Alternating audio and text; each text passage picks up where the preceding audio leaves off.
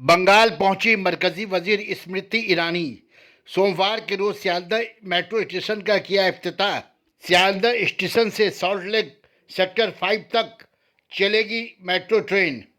पहली ट्रेन सुबह 6:55 और आखिरी ट्रेन रात 9 बजे तक चलेगी। ऑफिस टाइम पर 15 मिनट के वक्फे वक्फे से ट्रेन चलाई जाएगी और फिर दोपहर के वक्त 20 मिनट के वक्फे वक्फे से सर्विस रहेगी।